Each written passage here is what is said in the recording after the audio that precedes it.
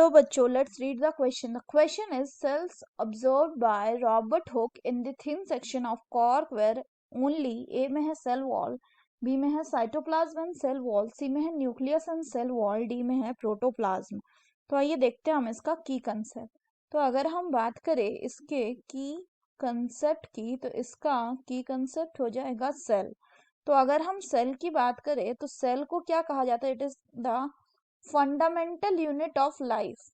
Fundamental unit of life, और other word में हम इसको structural and functional unit of life भी कहते हैं.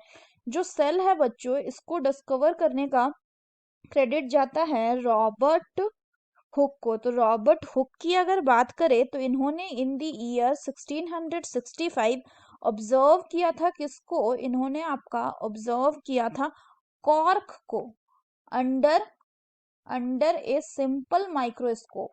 Under a simple microscope. तो कॉर्क क्या है? कॉर्क जो पेड़ का छाल होता है, उस छाल का एक पार्ट होता है. तो इन्होंने क्या किया था? इन्होंने उस कॉर्क का थिन स्लाइस लिया था. तो इस कॉर्क का इन्होंने थिन स्लाइसेस लिया था and then observe them under the microscope.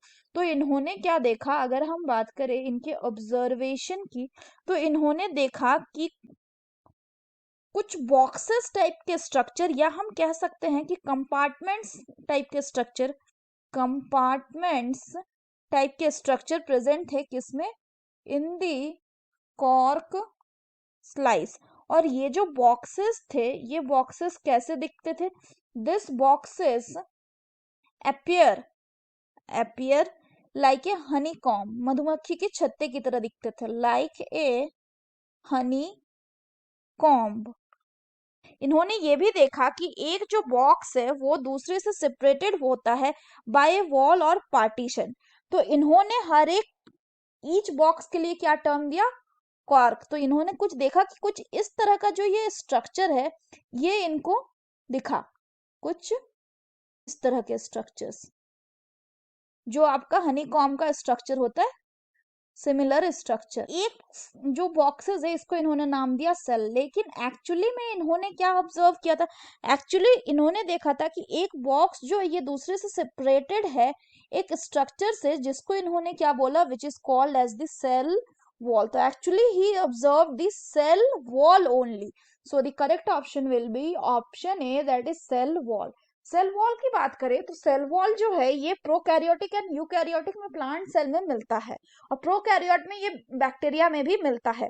बस उनकी कॉम्पोजिशन में डिफरेंट होता है. न्यूक्लियस की बात करें तो न्यूक्लियस जो है ये फीचर होता है आपका किसका? यूकैरियोटिक सेल का. यूकैरियोटिक सेल में एक क्लियर कट न्यूक्लियस मिलता है, और इसको हम कंट्रोल सेंटर बोलते हैं क्योंकि इसमें जेनेटिक मटेरियल होता है जो सेल के अदर फंक्शन को कंट्रोल करता है. साइटोप्लाज्म की बात करें तो साइटोप्लाज्म जो होता है ये क्या होता है? तो cytoplasm is the fluid part जहां पे आपके सारे सेल ऑर्गेनल फ्लोट करते हैं in an eukaryotic cell. So that's all for the question बच्चों. Hope you understood it well. Best of luck.